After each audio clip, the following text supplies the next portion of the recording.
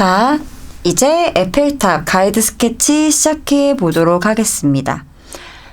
저는 일단 에펠탑이 이왕이면 화면 중앙에 있었으면 좋겠어요. 그래서 처음에는 눈대중으로 화면의 절반을 표시해 봅니다. 틀렸죠?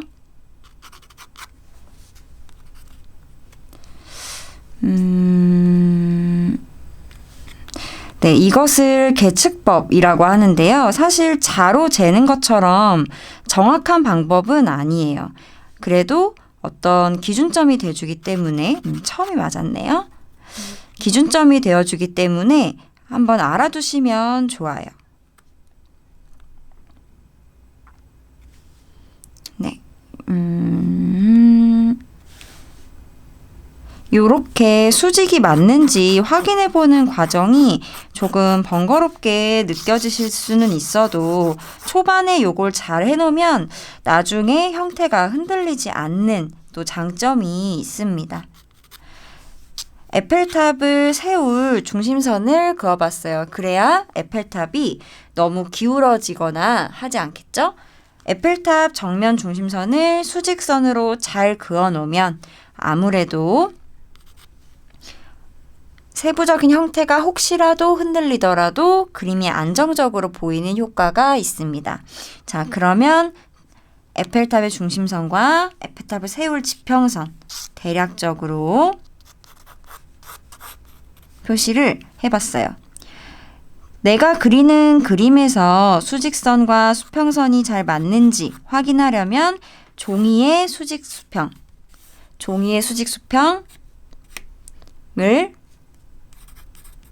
활용해서 계속 같은 높이인지 비교하면 지표가 됩니다. 자, 여기에서 전체적인 에펠탑의 큰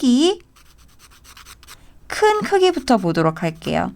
에펠탑을 대략 요 정도 높이로 세울 거니까 높이가 세워지면 폭이 나오게 됩니다. 그것을 미술에서는 비율이나 비례라고 말하죠. 자, 그러면 에펠탑의 세부적인 형태를 그리기 전에 에펠탑의 큰 형태부터 그려보도록 할게요. 큰 형태는 바로 이렇게 솟은 삼각형의 모습입니다.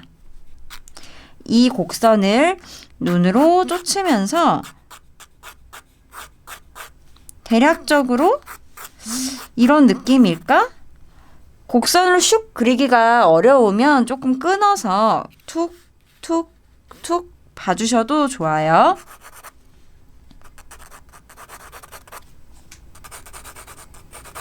아래는 얼마나 넓고 위에는 얼마나 좁은지를 눈으로 비교하면서 이런 느낌일까요?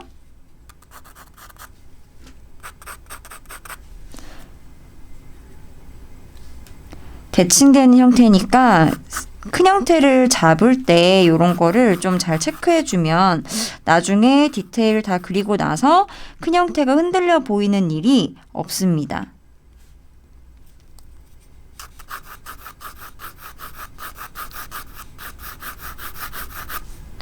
에펠탑은 크게 이렇게 뭔가 큰 세모에서 3등분 되는 느낌, 그 느낌이 제일 중요하겠죠.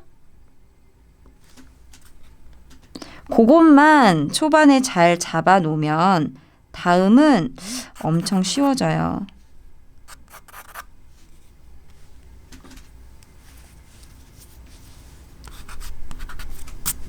좀 헷갈려서 지울게요.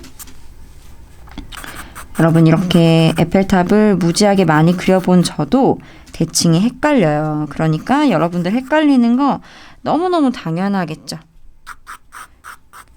스케치를 할 때 너무 처음부터 완벽하게 그리려는 마음만 내려놓는다면 부담 없이 상대적으로 좀 더 편안하게 하실 수 있으리라 생각해 봅니다.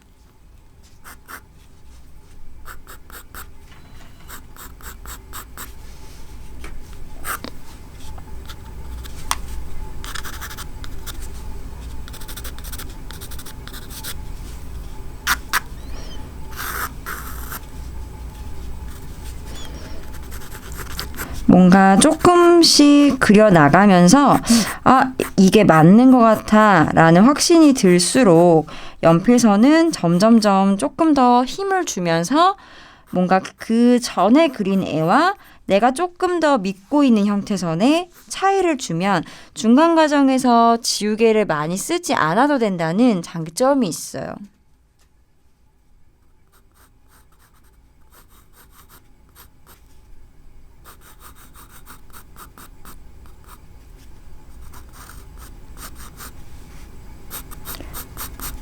크게 형태를 그리고 3등분 했으면 조금씩 세부적인 단위로 쪼개서 들어가게 됩니다.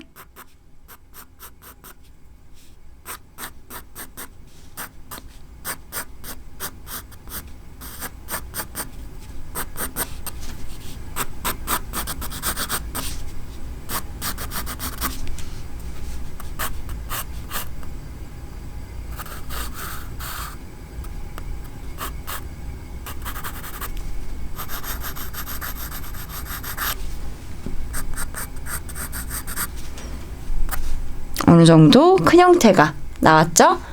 자, 그 다음에 그러면 에펠탑의 세부적인 형태의 가장 큰 특징, 요렇게 X자 철골 구조가 있다는 거예요. 하지만 요 X자를 굳이 내가 연필로 하나하나 그려놓지 않아도 요런 X자 구조는 펜으로 하기가 좀 부담이 없을 것 같지 않나요? 왜냐면 선이 짧고 작으니까요. 그러면 그거는 하지 않겠다 라는 정도로 연필 가이드 스케치의 세밀도나 정도를 뭔가 정해볼 수 있습니다. 일단 제 기준은 그래요. 하지만 X자 뿐만 아니라 요 X가 들어가는 네모의 단위도 있죠. 그거를 요렇게 수평선을 쫙쫙쫙 그어 놓으면 돼요. 하지만 요것도 나 그냥 펜으로 바로 할래 할 수도 있고 난 좀 그려놔야겠다 할 수도 있고 그거는 뭔가 각자가 가지고 있는 재량보다는 본인의 성향이에요. 내가 조금 더 완벽하게 혹은 계획적으로 하고 싶다라고 하면 계획을 세밀하게 해놓는 거고 그렇게까지 하고 싶지 않다라는 생각이 들면 그거는 즉흥으로 한번 해보자고요. 에펠탑을 그리면서 큰 형태를 잡을 때 큰 곡선이나 모양들을 살피면서 비슷한가? 라는 느낌이 의심스러우면 내가 어떤 형태를 그림으로써 생기는 요런 구멍의 모양. 지금 길어 보이죠? 이 네모보다 이 네모가 왜냐? 이 까만 밑면을 아직 안 그렸거든요. 요 까만 반대편의 에펠탑의 구조물 이렇게 들어가니까 비슷하다 정도면 충분해요. 이렇게 그린 다음에 에펠탑을 기준으로 아래 풍경을 그려볼 거예요. 형태 스케치를 할 때 좋은 거는 하나를 그리면 다음을 그리는 게 점점점 쉬워진다는 겁니다. 에펠탑이 어느 정도 크기가 잡혔으니까 에펠탑 바로 앞에 있는 나무를 이만하게 그릴 사람은 아무도 없다는 거예요. 에펠탑에 견주어서 나무의 크기를 잡아볼 건데 이 나무가 에펠탑하고 얼마나 높이로 있느냐라고 한다면 이렇게 뚜루루루루 수평선을 대봐도 되고 눈으로 크기를 가늠할 수도 있어요. 지금 나무가 뭔가 방금 막 재단사가 다녀간 것처럼 그쵸? 막 재단사가 다녀간 것처럼 아주 깍둑썰기가 돼 있어요. 실제로 이런 나무를 보기는 흔치 않지만 뭔가 파리의 에펠탑 앞에는 이런 식의 조경을 하는 것 같습니다. 자, 그러면 대략 같은 높이의 나무들이 줄지어서 있어요. 나에게 가까운 것은 커 보이고 나에게 먼 것은 작아 보입니다. 자, 그러면 이거를 개수를 셀 수도 있지만 그렇게까지 하지 않고요. 줄지어 있는 나무들을 이어보았을 때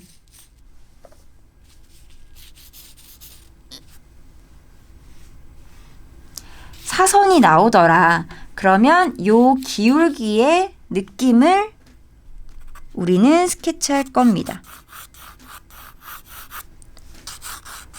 큰 느낌이면 돼요.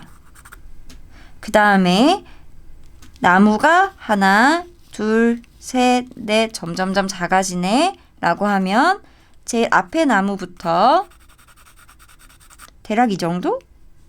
아닌가? 요 정도 들어와야 되겠네요. 자, 그러면 대략 점점점 작아질 거야 정도의 플랜만 세워 놓을게요. 이쪽도 마찬가지.